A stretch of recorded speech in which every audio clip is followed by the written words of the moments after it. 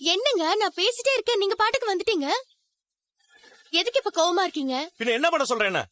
நமக்கு இங்க இருக்கிற பிரச்சனையை சமாளிக்க முடியல. இதுல அத்தை வேற தேவலாம் பூசா கிளப்பி விட்டுருக்காங்க. ஏன் ஏன் அம்மா என்ன பண்ணாங்க இப்போ? மீனா, எதுக்கு அத்தைக்கு இந்த வேலை? என் அம்மா பத்தி எதுக்கு வேலை எல்லாம் போய் சொல்லிட்டு இருக்காங்க? என் அம்மா அப்படி எல்லாம் சொல்றவங்க கிடையாது. அத்தை ஏதோ தப்பா புரிஞ்சு வச்சிருக்காங்க. மீனா, அத்தையோட ஃப்ரெண்ட்ஸ் எல்லாம் வந்து அம்மாவை பத்தி தப்பு தப்பா பேசி வச்சிருக்காங்க. அத்தை போய் அவங்ககிட்ட சொல்லாம எப்படி அவங்க வந்து பேசுவாங்க? என் அம்மாவை பத்தி நினைக்கிறத அவங்க மனசோடய வச்சுக்க வேண்டியதானே? எதுக்கு அதை போய் வெளில சொல்லணும்? அப்ப எல்லாரையும் அம்மாவை பத்தி தப்பா தானே பேசுவாங்க. அதை கூட அத்தை யோசிக்க மாட்டாங்களா? அப்படி என்ன எல்லா இடத்துல போய் துருத்துருன்னு வாய விடுறது? இங்க பாருங்க, இப்படி எல்லாம் தேவையில்லாம பேசாதீங்க. அத்தைக்கு இப்ப அவங்க வீட்டுக்கு போகணும், அவ்வளவுதான். நான் இப்பவே போய் என் பதவியை ராஜினாமா பண்றேன், அப்ப எல்லா பிரச்சனையும் தீந்துரும். சும்மா எல்லாரும் சேர்ந்து கடுப்பேத்தி இருக்காங்க சொல்லிட்டேன். உன் பதவியை ராஜினாமா பண்ண சொல்லிட்டு இருக்க, திரும்ப திரும்ப அதே சொல்லிட்டு இருக்கிற. ஒரு தடவை சொன்னா புரியாதா உனக்கு? இப்ப எதுக்கு தேவையில்லாம கத்துறீங்க? நான் ஒண்ணு தேவையில்லாமலாம் கத்தல. அத்தை தான் தேவையில்லாம என் அம்மாவை பத்தி ஊரெல்லாம் தப்பு தப்பா சொல்லி வச்சிருக்காங்க. அதை கேட்டு என் அம்மா அப்ப தைய தக்கன்னு குதிச்சிட்டு இருக்காங்க. இப்ப 2 நாள்ல பணத்தை ரெடி பண்றேன்னு என் வாயிலே சொல்ல வேண்டியதா போச்சு. அவங்க ஏதோ யதார்த்தமா சொல்லிருக்காங்க. அப்படியே சொல்லி இருந்தாலும் எங்க அம்மா ஒன்னும் பொய் சொல்லலையே. உங்க அம்மா என்னைக்காவது என்ன பாசமா நடத்திருக்காங்களா? என்ன இந்த வீட்டுல வேலை செய்யற ஒருத்தி மாதிரி தானே உங்க அம்மா வச்சிருக்காங்க. ஆனா நாங்க உங்க அம்மாவை எங்க வீட்டுல அப்படியே அங்க பாத்துக்கிறோம். ஏன் நான் அவங்க பண்ணதெல்லாம் மனசுல வச்சுக்கிட்டு நானும் அவங்கள அந்த மாதிரி நடத்திருக்கலாம்ல?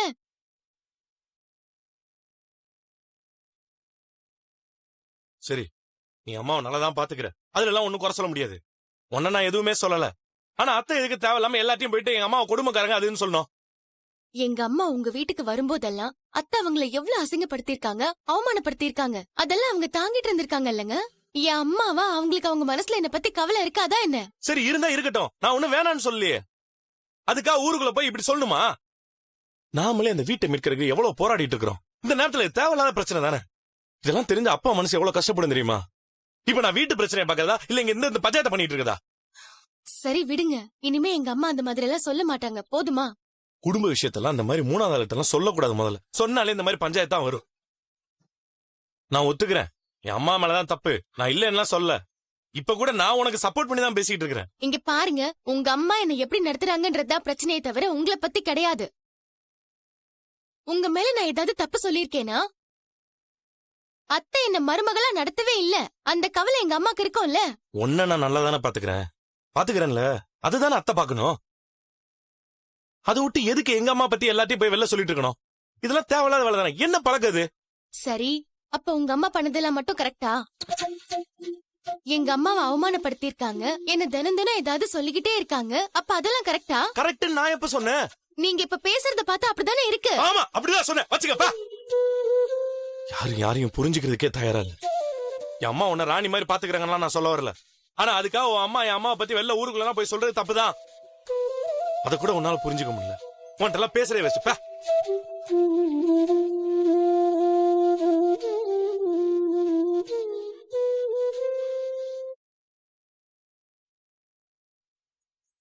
என்னடா நம்ம என்னதான் பேசுறான், அவன் கேட்க மாட்டான்டா. அவனாலதான் நம்ம வீட்டுக்கே சீல் வச்சாங்க. இப்ப என்னடானா ஆளாளுக்கு ஒரு பக்கமா போய் நின்னுட்டு இருக்கோம். டேய், நடக்கிறதெல்லாம் அவனாலதாங்கிற குற்ற உணர்ச்சி கொஞ்சமாவது அவனுக்கு இருந்தா அவனும் நம்ம வீட்டை மீட்கிறதுக்கு ஹெல்ப் பண்ணுவான். அதெல்லாம் அவனுக்கு என்னைக்கிடா இருந்திருக்குது. அவன்கிட்ட ஒரு தடவை பேசி பாக்கலாம்டா. அவன் தான் இப்ப நல்லா பிசினஸ் பண்றான்ல, கண்டிப்பா ஹெல்ப் பண்ணுவான். நீ வா. ஏதோ நீ சொல்றேன்னா வரேன். எனக்குலாம் சுத்தமா நம்பிக்கை இல்ல. நான் பேசிக்கிறேன், வாடா. டேய் வாடா. ஓ ஆமா, இந்த பேஜ் முடிஞ்சது சார்.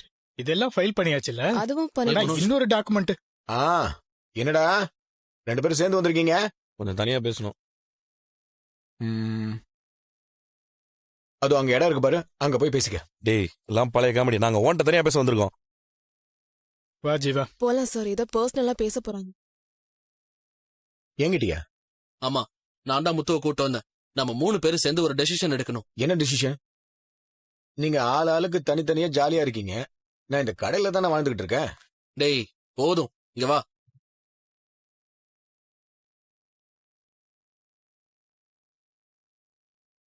நம்ம வீட ஜப்தி கிளியர் பண்ணணும்னா 10 லட்சம் ரூபாய் கோர்ட்டுக்கு கட்டணும். அப்பதான் கோர்ட்டு கொஞ்சமாவது நம்ம மேல நம்பிக்கை வரும். அதுக்கப்புறம் பேலன்ஸ் அமௌண்ட்டை கட்ட கோர்ட்ல டைம் கொடுப்பாங்க. நம்ம வக்கீலும் அதான் சொல்றாங்க. டேய், இதெல்லாம் ஆல்ரெடி தெரிஞ்ச விஷயம்டா. இத சொல்றதுக்கு தான் காலையில கிளம்பி வந்தீங்களா? டேய், அந்த பணத்தை கட்டுறதுக்கு முத்து தனியா கஷ்டப்பட்டுட்டு இருக்கான்டா. பாவம், அவன் மட்டும் எப்படி கஷ்டப்படுவான்? அதனால நம்ம 3 பேரும் சேர்ந்து நம்ம வீட்டை எப்படியாவது ஜப்தியில இருந்து மீட்கணும். நீ இவ்வளவு கொடு, நான் இவ்வளவு கொடுன்னா சொல்ல வரல. உன்னால எவ்வளவு முடியுமோ அதை கொடு. பேலன்ஸ் நாங்க எப்படியாவது ரெடி பண்ணிக்கிறோம். இப்போ உன்னால எவ்வளவு அமௌண்ட் தர முடியும்னு சொல்லு. என்னால இப்ப ஒண்ணும் முடியாது. என்னடா முடியாதுன்னு சொல்ற? அப்புறம் வீடு ஜப்திக்கு போயிடுச்சுன்னா ஏலத்துக்கு வந்துரும். பரவாயில்லையா உனக்கு? வீடு ஜப்திக்கு போனா ஏலத்துக்கு வந்தா எனக்கு என்ன? அதான் அப்பவே அந்த வீட்டுல எனக்கு பங்கு இல்லைன்னு அப்பா சொல்லிட்டாருல. அப்ப அந்த வீடு எக்கெடுக்கிட்டு போனா எனக்கு என்ன? டேய், முத்து, முத்து, வேணாம்டா. முத்து, முத்து, விட்றா விட்றா. என்னடா நீ? என்னடா திமிராடா உனக்கு? ஏற்கனவே உன் பங்குக்கு மேல எக்கச்சக்கமா கடன் வாங்கி வச்சிருக்கிற. ஒன்னாலதான் இப்ப இத்தனை பிரச்சனையும். அப்பா மாதிரி கையெழுத்து போட்டு ஃப்ராட் வேலை பார்த்தனாலதான் எல்லாமே. கொஞ்சம் விட்டு இருந்தா எங்க எல்லாருக்கும் தெரியாமலே இந்த வீட்டை வித்துட்டு போயிருப்பேல்ல. இவ்வளோத்தையும் பண்ணிட்டு அப்பா அன்னைக்கு ஏதோ கோவத்துல சொன்னதெல்லாம் மனசுல வச்சுக்கிட்டு இப்ப நான் வந்து ஏன் தலையணும்னு சொல்ற? நீ எல்லாம் ஒரு பிள்ளையாடா. அப்பா அங்க ஒவ்வொரு நாள் எவ்வளவு வேதனை பண்றாரு தெரியுமா உனக்கு? டேய், முத்து, விட்றா விட்றா. டேய் மனோஜ், அப்பா அன்னைக்கு ஏதோ கோவத்துல சொல்லிட்டாரு. அதுக்காக உன் ஷேரை கொடுக்காம இருக்க போறதில்ல. நீ தயவு செஞ்சு புரிஞ்சுக்கோ. நம்ம 3 பேரும் சேர்ந்து ட்ரை பண்ணா இந்த கடனை சீக்கிரமா அடைச்சிடலாம்ல.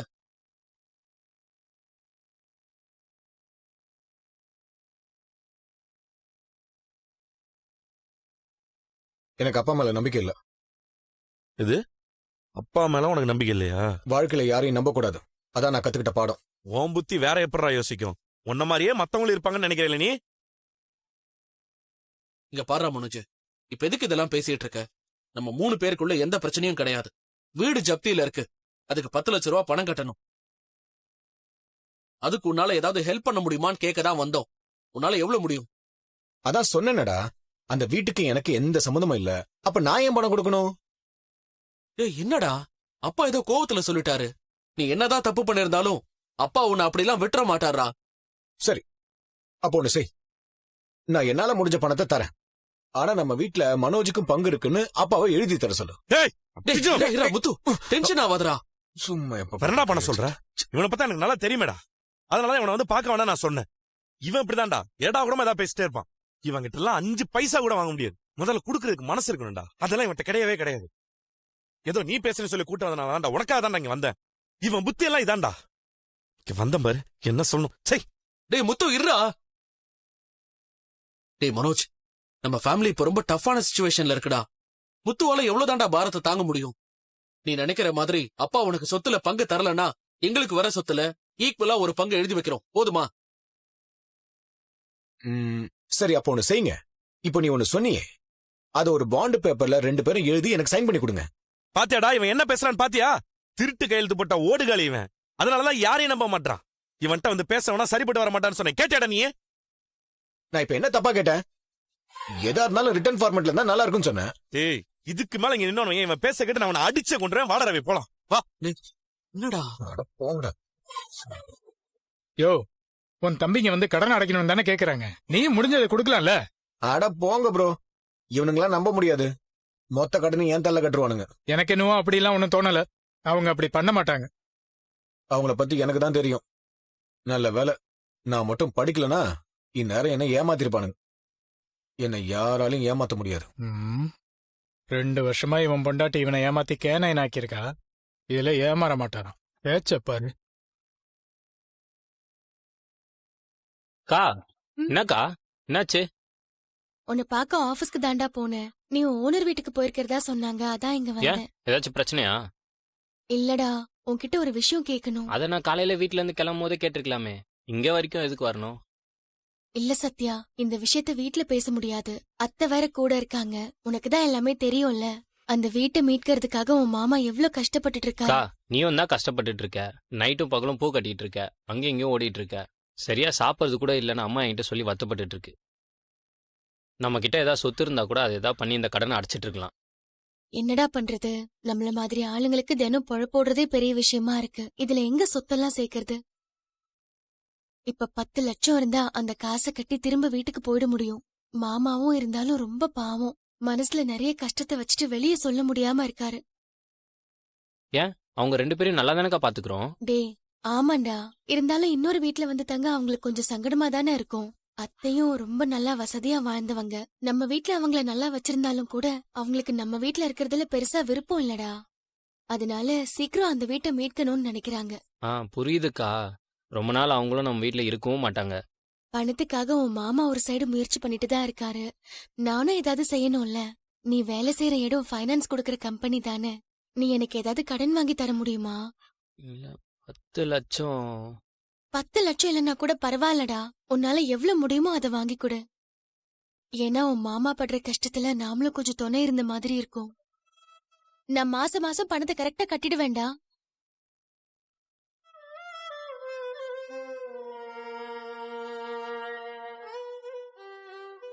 என்னடா யோசிக்கிற? என் மேல நம்பிக்கை இல்லையா? அக்கா அப்படிலாம் ஒன்றும் இல்லைக்கா. எங்க ஆஃபீஸ்ல சும்மா பணம் தர மாட்டாங்க. ஏதாச்சும் அடமானம் வச்சு தான் பணம் கொடுப்பாங்க. அதான் யோசிக்கிறேன்.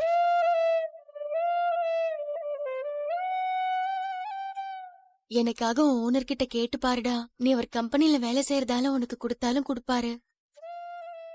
ஏதாவது கொஞ்சம் பணம் கிடைச்சா கூட போதும். மீதியை வேற எங்கேயாவது கேட்டு பார்க்கலாம்.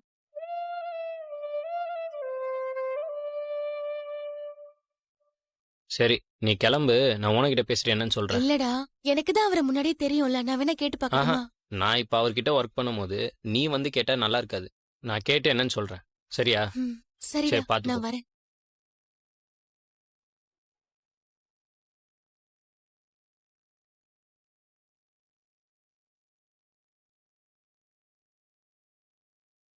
என்ன சத்யா, யாரோ வந்திருக்காங்கன்னு போன? யார் வந்திருக்காங்க? என் அக்கா தான் சார் வந்திருந்தாங்க. அப்படியா? அவங்க பேரு மீனா தானே? ஆமா சார். எங்க வெளியே இருக்காங்களா? உள்ள கூப்பிட வேண்டியது தானே? இல்ல சார், அவங்க அப்பயே கிளம்பிட்டாங்க. என்னப்பா, உள்ள வர வச்சு பேசிருக்கலாம்ல? வாசப்படியோடயா அனுப்புறது? இல்ல சார், அவங்களுக்கு கொஞ்சம் வேலை இருக்கு. ஒரு விஷயம் கேட்டு போலாம் தான் வந்தாங்க. அத பத்தி உங்ககிட்ட பேசணும். என்னப்பா, ஏதாவது பிரச்சனையா? ஆமா சார், அக்கா மேரேஜ் ஆகி போன வீட்ல கொஞ்சம் பிரச்சனை. அவங்க வீட்டு மேல கொஞ்சம் கடன் இருக்கு. இப்ப அதை பூட்டி சீல் வச்சுட்டாங்க. அப்படியா? அதான் இப்போ கொஞ்சம் பணம் தேவைப்படுது. அதான் உங்ககிட்ட கேட்க முடியுமான்னு கேட்டாங்க. உனக்கு நம்ம கம்பெனியை பத்தி தெரியும்ல சத்யா? நம்ம யாருக்கும் சும்மா பணம் தரது இல்லையே. ஏதாவது அடமானம் வச்சாதானே கொடுக்க முடியும். உங்க அக்கா பேர்ல ஏதாவது ப்ராப்பர்ட்டி இருக்கா? இல்ல சார். எதுவும் இல்லைன்னா எப்படி சத்யா? ஏதோ உங்க அக்கா பெரிய பிசினஸ் உமனா இருந்தா கூட கொடுக்கலாம். ஆனா அவங்க பூ கட்டுற பிசினஸ் தானே பண்றாங்க. அதை வச்சு நம்மளால எப்படி கொடுக்க முடியும்? சார், கொஞ்சம் கன்சிடர் பண்ணீங்கன்னா ரொம்ப ஹெல்ப்ஃபுல்லா இருக்கும் சார். நானும் உங்ககிட்ட தானே ஒர்க் பண்றேன். நம்ம கிட்ட ஒர்க்கிங் பர்சனா இருந்தாலும் அதே பாலிசி தான் உனக்கு தெரியும்ல? சார் தெரியும் சார். ஆனா என்ன நம்பி கொடுத்தீங்கன்னா கொஞ்சம் நல்லா இருக்கும்.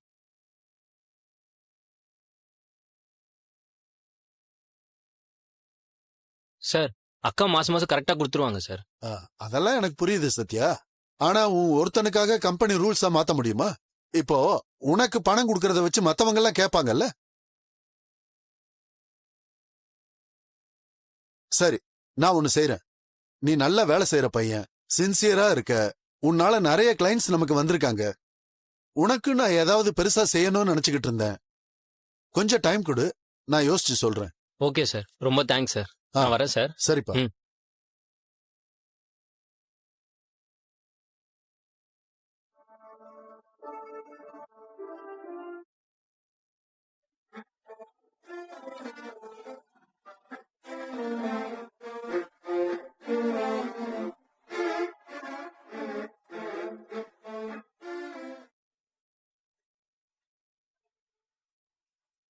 மா, அவர் வந்துட்டாரு. மாப்பிள்ளை ஏதாவது சொன்னாரா? இல்லம்மா.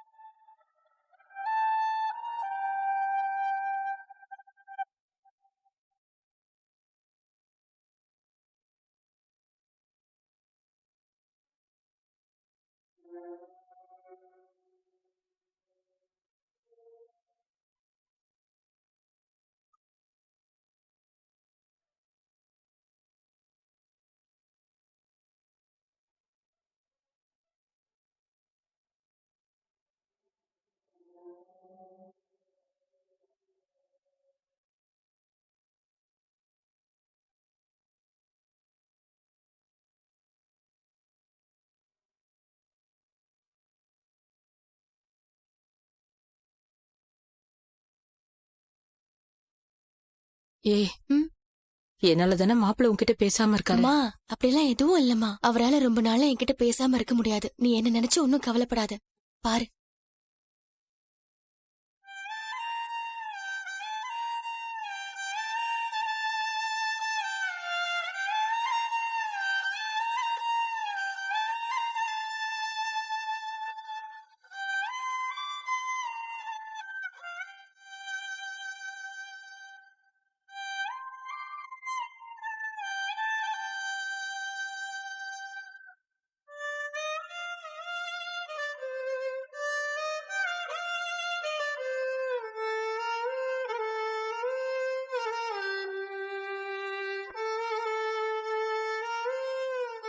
எங்க இன்னொரு தோசை.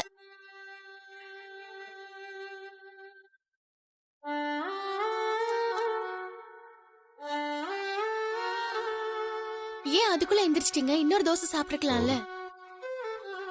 மாப்பிள்ள சம்மந்தி அம்மா பத்தி தப்பா நான் யார்கிட்டயுமே சொல்லல. நான் யதார்த்தமா ஏதோ சொல்ல போக அத தப்பா புரிஞ்சுகிட்டு அவங்க ஏதோ சொல்லிருக்காங்க.